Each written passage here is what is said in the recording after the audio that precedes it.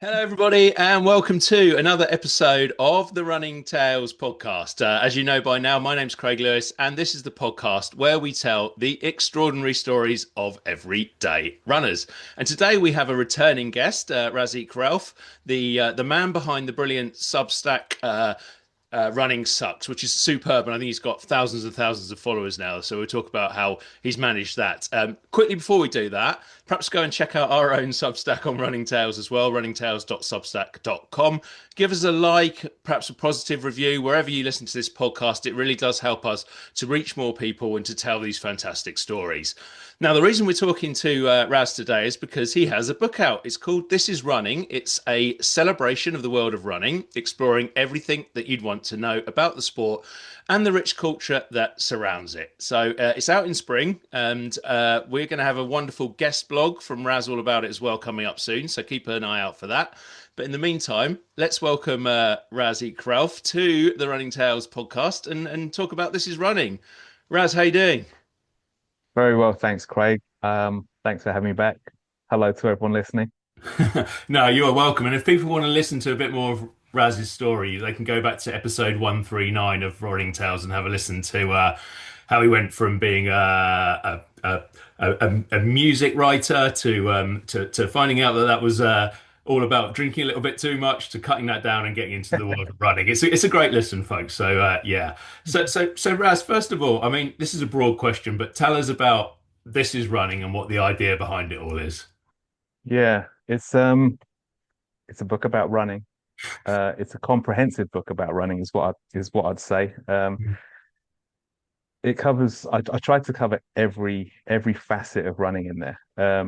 It is it is a snapshot of running culture in the 21st century. Like that is the quick tagline that I use to describe it. And I mean that. I try to write about everything. I can't in one book write about everything super comprehensively, but one of the skills that I learned in journo college 2 decades ago, let's not dwell on that for too long, was writing concisely. And being able to put a story across in limited space. Because sometimes in a newspaper, you know this as well as I do, you have to get a story Yeah. across in 100 characters, not 100 words, 100 characters, and that story has to be able to be understood by the reader. And so I used a lot of that in terms of trying to shoehorn as much about running as I could into this book.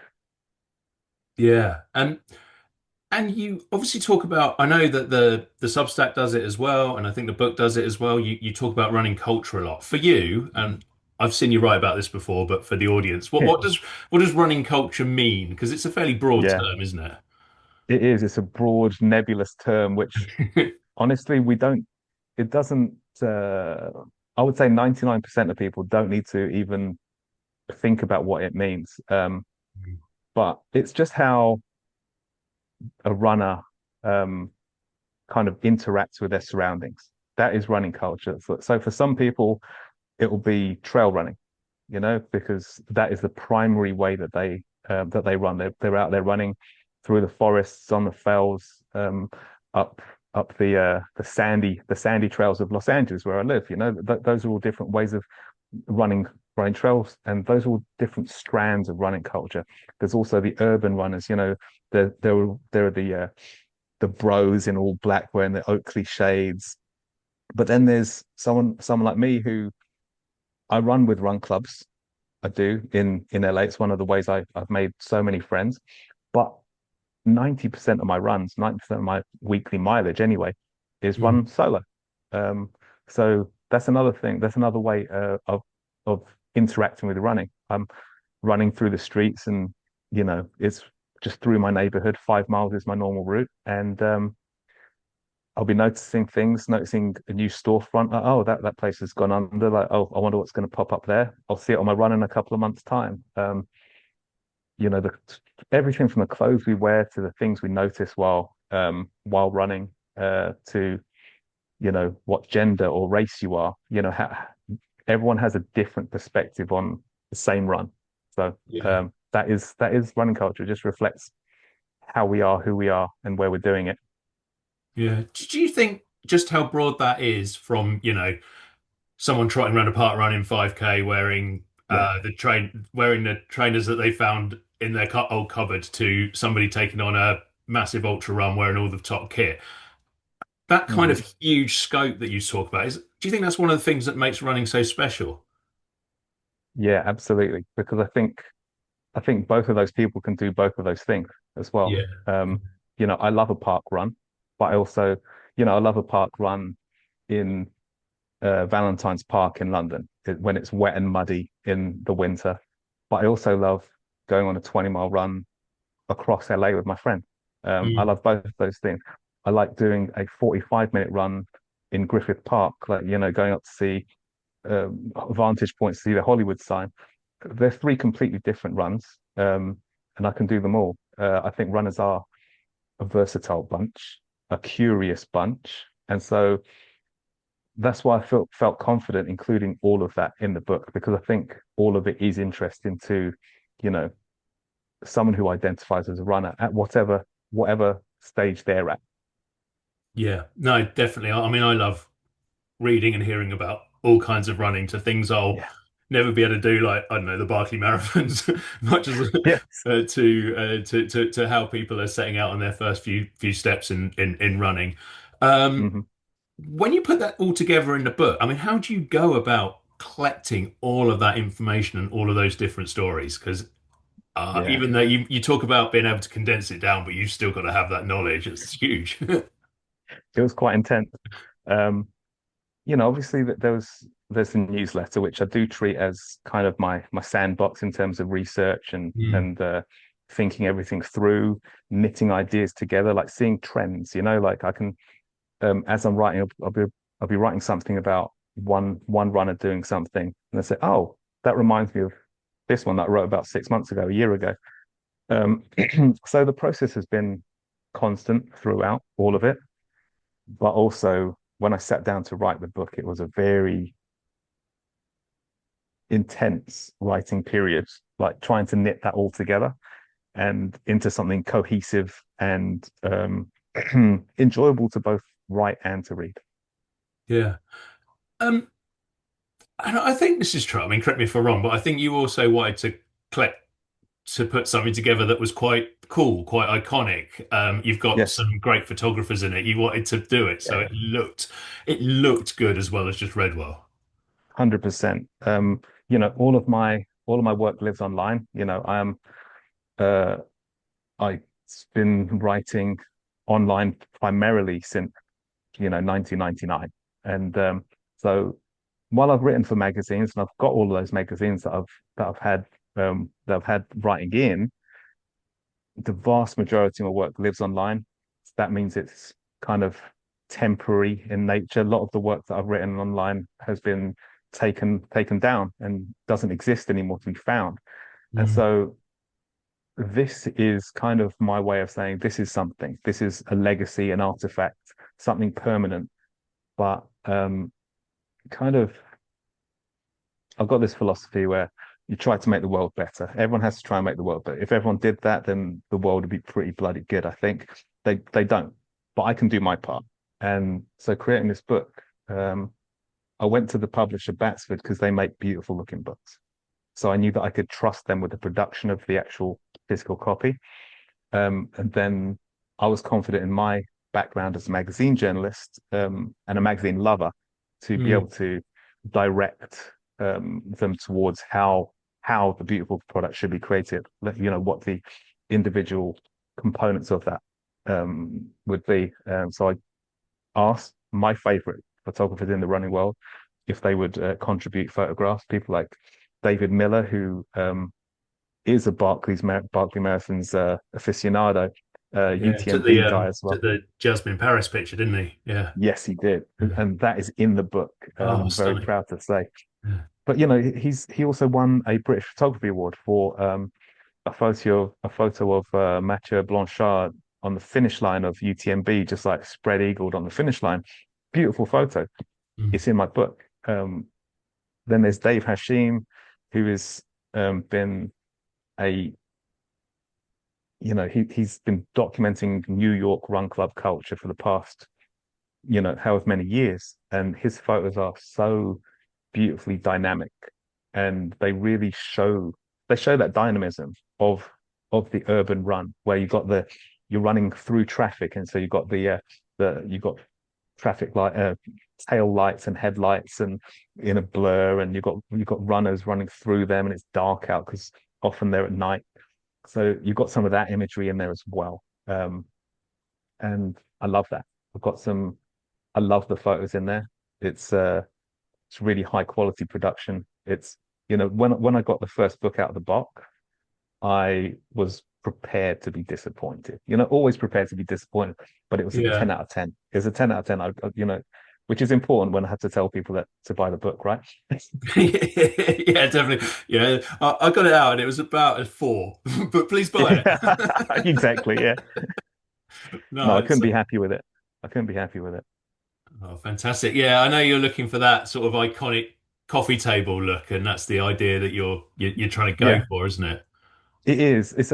It's something to own, something to look great on your bookshelf or on your coffee table, but also something you can still read because it's a slightly odd shape. It's not quite A4, but it's a bit more squat than that. But you can Yeah, still hold it in your hand and read it, and you know, um, it's a really nice thing to own. So yeah. yeah. Um, I know we've obviously mentioned you've covered an awful lot of different subjects on this, but I wondered whether you went down one route, which every now and again causes you a bit of blowback on your Substack, which is the wonderful world of politics and daring to talk about all these other Yeah. things like race and other things and how they Mhm. have you gone into that? Have you thought maybe this is not for this is running? I think a lot of politics comes down to mindset, I think there is a good and a bad side of politics, as in terms of intention and Mm. whether you're being disingenuous or not. And going back to what I said before, I think if everyone just tries to make the world better, that's the only politics we really need, right? And Yeah, a lot of this book is geared towards the thought of finding happiness through running, which is, everyone wants it. That's a universal truth. And so, and I think there's a lot to be said for finding happiness through making the world better, for instance. And so, not, if anyone is going to argue with me about that, I'm going to wonder what their agenda is. yeah, So, I think a lot of it can be boiled down to that, helping people, becoming happier. Like, if you're a happier person, everyone around you is going to be happier as well. And so let that butterfly effect happen. mm, Um, so yes and no. I do focus on it in that way because that is kind of how I try to live my life, rather than strict left and right principles and whatnot. But uh, I think everybody will find that if they focus on the happiness, gratitude, and the giving, they'll likely fall on one side of the political divide by happenstance. yeah, for sure. And in terms of those subjects again, those recurring themes that you've sort of taught there, health, happiness. I know you talk a lot about sustainability as well. Do Hmm. you think that is something where running is a force for good in the world? Yeah. Um, I think runners see the world more closely. Um, I was reading the interview with Harry Styles and Haruki Murakami yesterday, and Harry Styles said something about how in his One Direction days, he would be flying to different countries, dozens of countries on a tour, and would never see the cities because he'd been driven everywhere in blacked out windows. And so when he started running, he started seeing the world differently, more closely, more intimately, and had a better understanding of everything. I was like, what a great insight. Mm. Well, I'm going to ask you a question now. What do you think about that interview, Craig? That is an evil question, Raz, because we've been talking about this in what I over the top want to call the green room before we started, and you know that I haven't read it. No, but we've spoken more broadly about celebrity culture, and Yeah, I think you and I write very similarly from a very similar perspective about runners who we really admire, having overcome things. And I don't watch reality TV either. Um, Yeah. that's an assumption that you don't, but No, I don't. I don't. um, and you were mentioning how you understood that the Harry Styles feature was a good story, a great cover story, but you prefer the other stuff. And I agree with you on that. But I also see the place for this Harry Styles feature. I think he's an incredibly insightful young man. I think he's early 30s at Yeah. most. Yeah. Um, I wish I had the insights that he has at that age. Wish I did, but I didn't. Um, but the way that he talks about running and the links that he makes to his creative side uh, and just the world around him are really great. And I think Mm. him, his story being on the cover of Runner's World, being shared so far and wide around the internet, also is going to inspire so many of his fans to get out there and do it, which is all that you and I want. We just want more people to get out there and do it. And so if he can do that with one super hyped up interview in Runner's World, more power to him, more power to Runner's World, and more power to the people that read that and think I can do that too. Um, and I'll say there's another further aspect to that feature which is really great. That is in conversation with Haruki Murakami, Mm. encouraging people to read books. I think something like 75% of adults don't read, don't finish a book every year. You know, Yeah. and I think it's a similar number for people who don't do any form of proper exercise as well. And so to get one feature encouraging people to one, go running, and two, introduce them to a world-renowned author, magic. Yeah. So that's my Oh, two no, no. cents. Well, no. Look, I'm not massively going to argue with any of that, if I'm honest. But I will attempt to answer the question that you throw at me with the Yes. caveat that I haven't seen any insights that Harry Styles may have Hmm. come up with it. And actually, the bit you mentioned about being ferried around and not seeing the world, and then going running and seeing the world is fascinating in itself. So for sure. Yeah. My Yeah. my issue with it is not so much with Harry Styles or with people who might want to read it. It's that publications like Runner's World always seem to reach for the celebrity Hmm. and often do it at the expense of the people we talk to. And they don't seem Yeah. to think about those people. They want to do something cool. Hmm. They want to do something with someone famous who'll sell them more magazines, doubtless. And Yeah. they want to do Yeah. something with the latest Hokers or whatever like that, says the person who just spoke to someone from Hoka a couple of weeks ago. But hey, never mind. Yeah. But it's not that I don't think that we see enough stories in publications like Runner's World, and it's not just Runner's World, talking about Hmm. ordinary everyday runners who people can really relate to. And Yeah. I would like to see their stories on the front page of um, Runner's World and other magazines before we start to see the stories of Harry Styles. Now, Hmm. I'm not saying it's not a story. I haven't read it. It sounds Yeah. like, from what you're saying, it's great. Cool.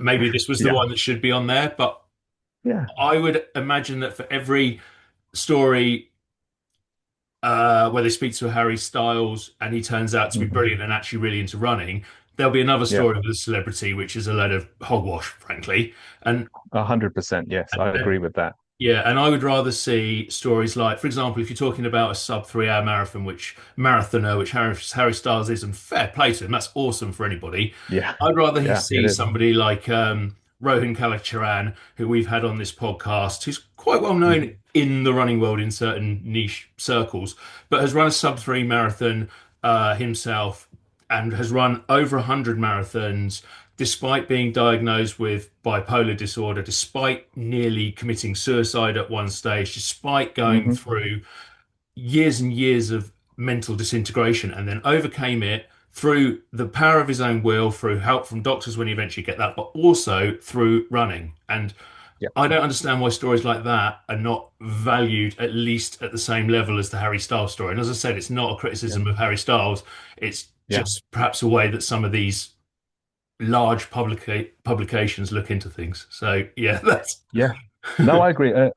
Like, I always try to think about why that is the case. And like, I think you pinpointed that they do need to sell copies, which is, mm, uh, as two people who would love to love more publications to be out there, we understand that keenly. yeah. But I think they could service both of those things. Someone like the Win magazine, for instance, they do have more of those personal stories, and what a Mm. marvelous magazine that is. Run as Well could do more, certainly. They have the power um, to include those kind of um, those stories of non-celebrities that have done amazing things. I think that would be great. Put me out of a job, but would be great. Um,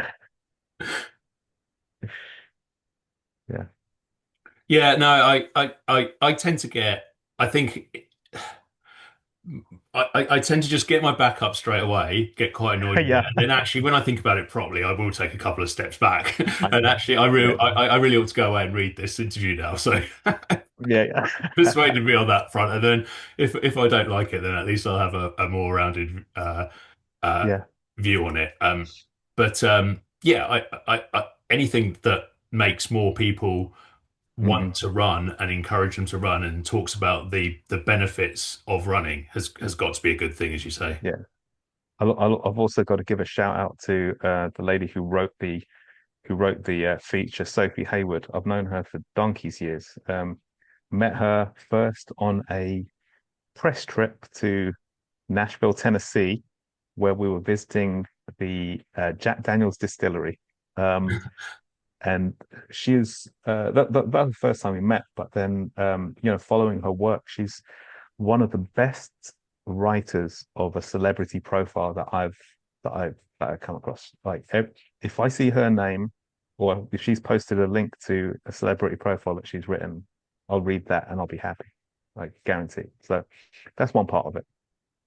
So is she so I don't know of her work, so again, Yeah. failing on my behalf. Is she specifically a running writer, or is she more Nope. writing about No, not everything, I at all. suppose? So No, yeah. she writes about everything. She was the correct person for this job, 100%. Hmm. Oh, interesting. Now I will go away and read it. I'll definitely have to do Yeah. that. Talking about I mean, how is running sucks going? It seems to be going from strength to strength, really. Yeah, it's fine. I try not to think about it too much, honestly. I start, but I know it sounds somewhat, you know, offhand to say that, but I started it primarily as a project for myself to flex those muscles, interviewing, profiling interesting people, to meet interesting people, to kind of get back into the journalism game. Mm. Um, and and I haven't changed that too much. Yes, I have to consider now that there's almost 5,000 people reading it every week, which is a lot. It's not just my friends signed up to it anymore.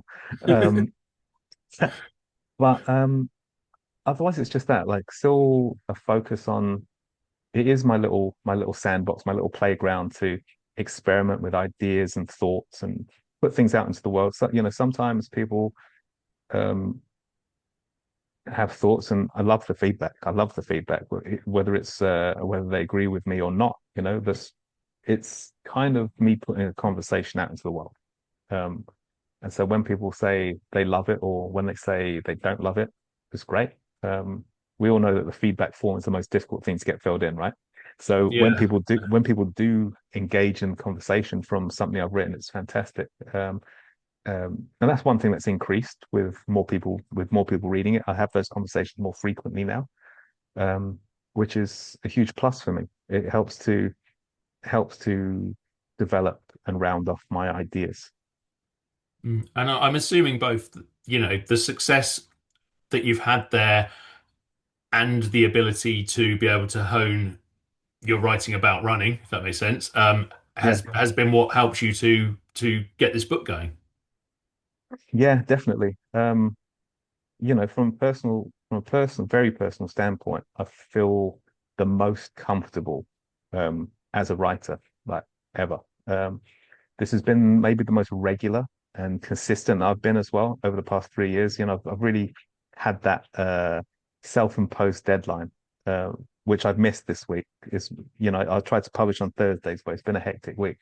Yeah. Um, but it is a self. But I'm thinking about it because it's meant to have gone out today, and it still might. If not today, then tomorrow. But having that kind of internal pressure to stay consistent has, same with anything. The more you practice it, the better you get. And I've really found that, I was, it's not like, and it's not even like I was a slouch before. Just, I think, you know, 20 plus years in the game, um, I've taken all the experience and learnings and teachings that I've had, the experience, and it's coming out the best it's ever had. And but to that point, give me another 10 years, I hope to be able to say the same thing. Like in 10 years, it'll be the best as well. So it's good, but there's always progress to be made. Yeah, yeah, no, I definitely know what that one feels like. And I think the other thing that perhaps you relate to is, these stories. I mean, I talk a lot about there's so many stories in the wonderful world of running, but they don't Hmm. necessarily always grow on trees. You have to sort of go and search for them and find Yeah. them out there. That is a real part of the process. And you've managed to, Hmm. from this, I don't know, the speed project. I know you talked about that, Yeah. and quite some other quite major running clubs and running cults, in inverted commas, that you've had along the Yeah. Yeah. way. Um, what I find, I suppose, is that everyone I've spoken to in the world of running is, I think over like 5 years, I've only had two people say they don't want to do either a podcast or an article. I Hmm. just think everybody in the world of running wants to talk about running, and they're all happy to do so. Yes. Yes, we do. Yeah. Bunch of chatterboxes. I think a large part of that though is going back to the creativity side of it. And I don't want the creativity to be focused on art or music, traditional creative projects. It Mm, can just be about producing something, like a non-fiction book, for instance, about running.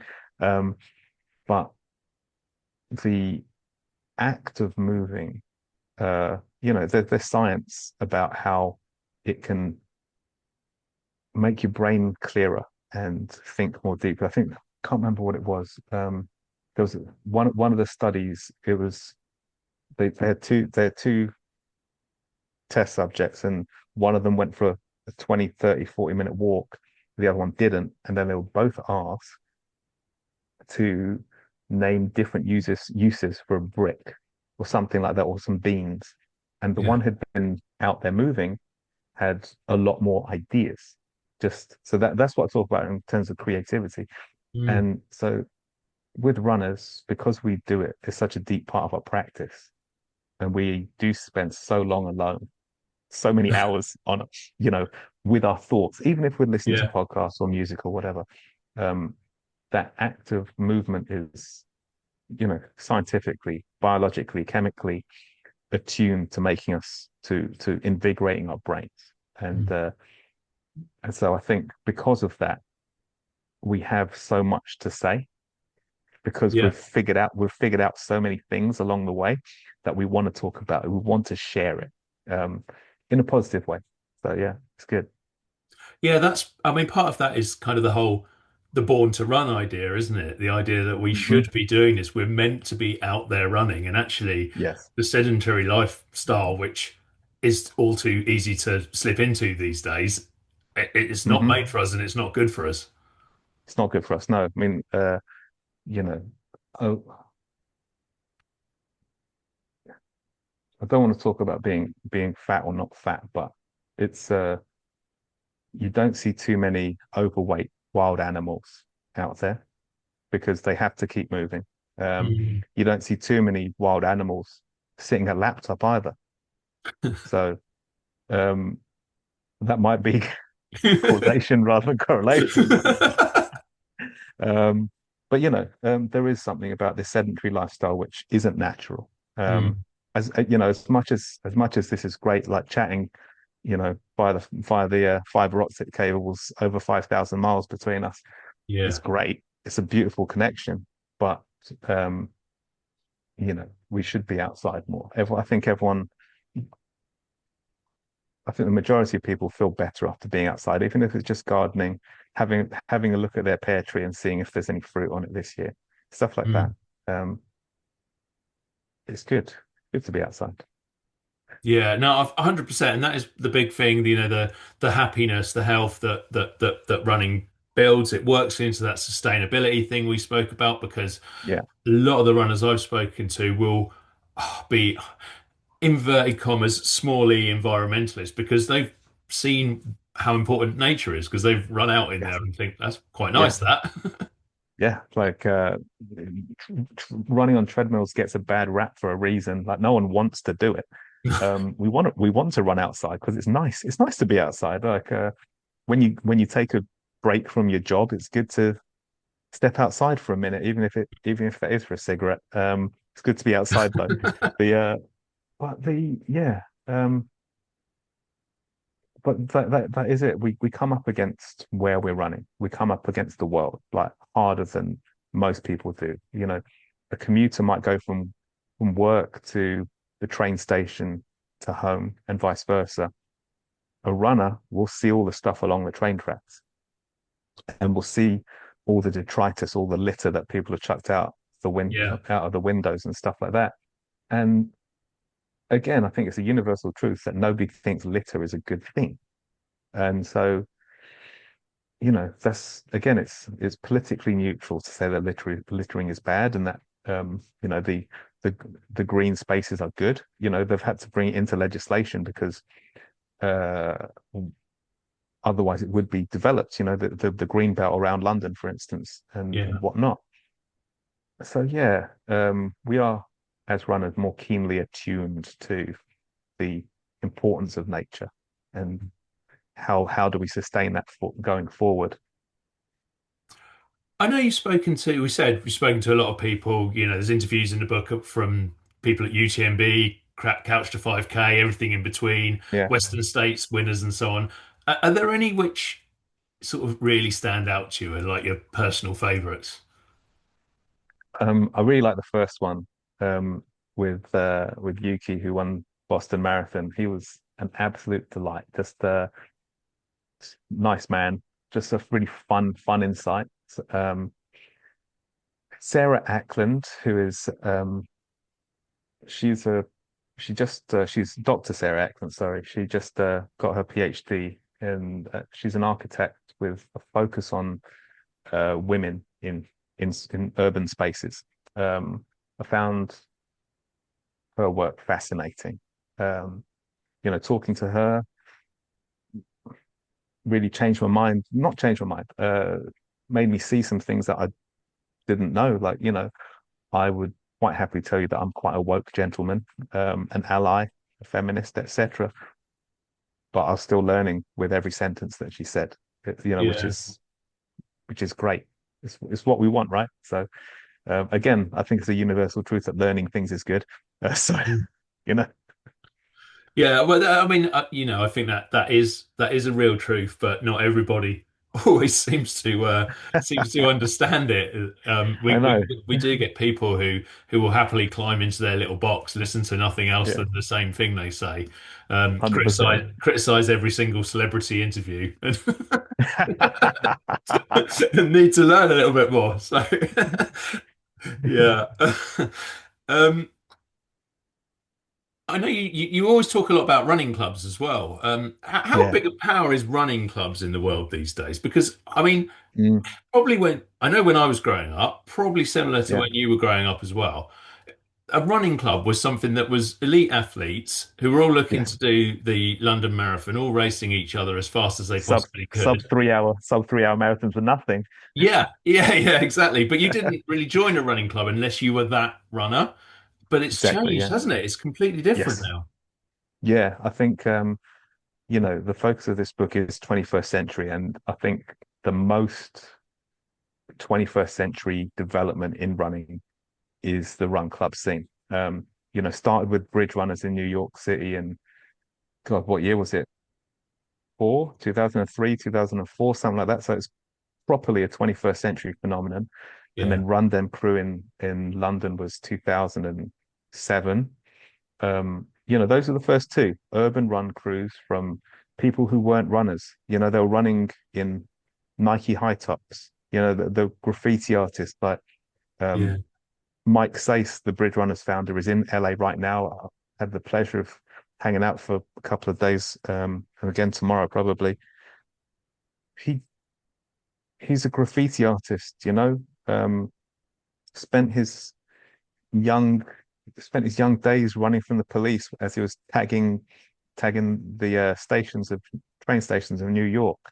Charlie Dark, an acclaimed DJ and artist, like he was he started Random Crew because I think he was probably a bit unhealthy and wanted to get in shape. And so he was encouraging his friends, like come run with me. Let's do something positive. Again, sustainability can apply to humans as well. How do we who's how do we continue to show up for our family, our friends, and so those two run crews changed everything. They showed people that they could also run, you know, because so much of it is a lack of confidence. Mm.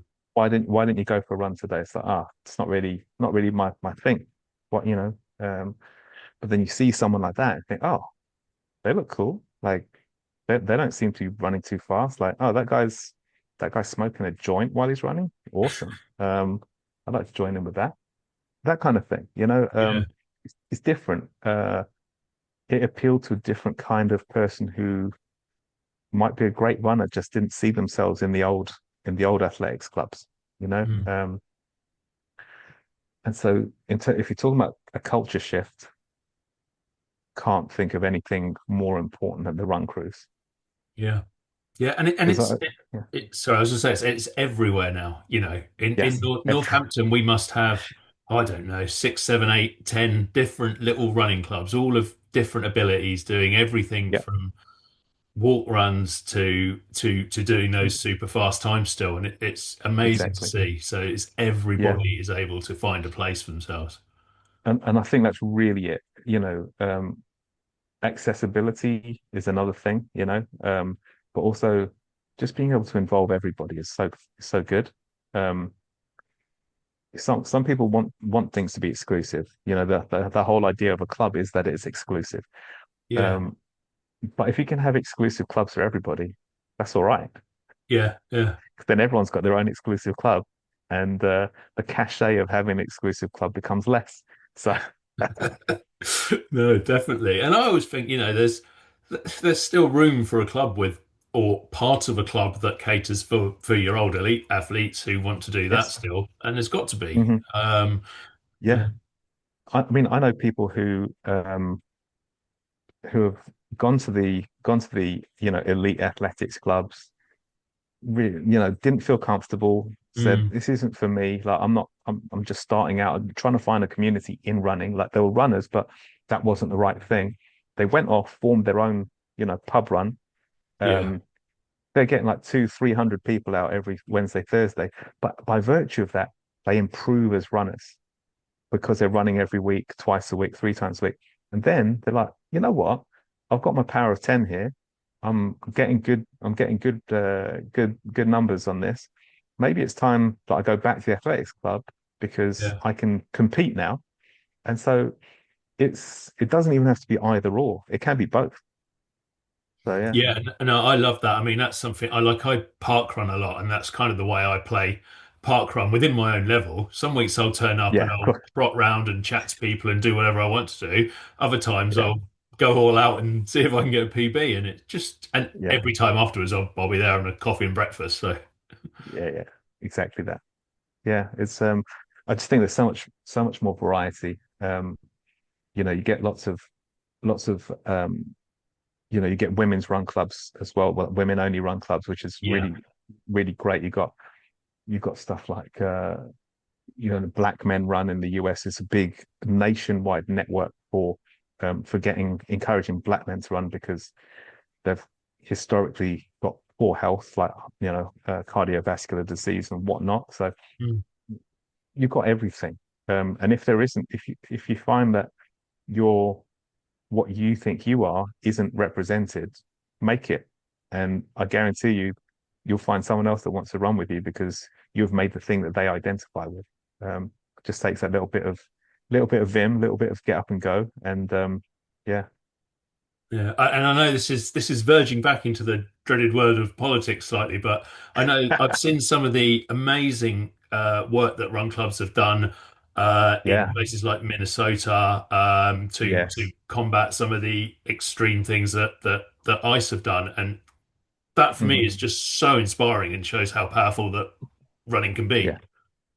absolutely. I mean, they're communities, and communities inherently look out for one another. They're not, as much as I was joking about a club being an elite space, they're mostly not. Yeah, Like they, if you've made a club, it's because you care about the community, you care about people in that place, the people like you or not like you. So um, to me, that makes sense. Not that I take it for granted, but it makes sense that run clubs are at the forefront of community and community mutual aid stuff like that. mm. Is running cool, Raz? um, ah, yeah, that's a loaded question. Yes and no. God, awful answer. Let's go back to the name of my newsletter. Running sucks. Running sucks, but I love it. Yeah. I think running is an intensely nerdy thing. Um, we're always trying, and trying isn't cool. Yeah. And we are not the kids at the back of the class. We're the ones that are putting the work in and getting out there. But kind of, I guess maybe it's the horseshoe effect, but that makes it cool. I think Yeah. being a nerd is very cool. I think caring about stuff is very cool. I think actually getting out there and doing it is cool. So um, yes, it is, Yeah. I but love not in that that. way. It's so nerdy, it's cool. Yeah, yeah. No, that's great. Just finally, tell us where people can find the book, when it's out, how they can get hold of it, etc. It's out on April 2nd in UK and Europe, and April the 7th in the US and North America. You can find it in all good bookshops, Barnes& and Noble, bookshop.org, and of course the Amazons. All the lovely Go Amazons. all the lovely Amazons. Yeah, go buy it. Make me a 1/10 of a millionaire. Yeah, we'll whack all the various purchase links and so on because I know they're on your site, but we'll put them all in the show Yeah. notes as well, so people can go and find it, check it out. I've seen some of the layout and the way it looks. It looks absolutely stunning, and I know how great your writing as well. So I'm certainly really looking forward to getting hold of a copy. I should probably Thanks, pre-order Craig. one, really, shouldn't I? Soon as straight after I've read the Harry Styles interview, I will pre-order One, your that's right. book. One thing at a time. One thing at a time. That's it. Raz, thank you so much for joining me today on Running Tales. I really appreciate your time. Thanks, Craig. No, it's a pleasure. Loved it.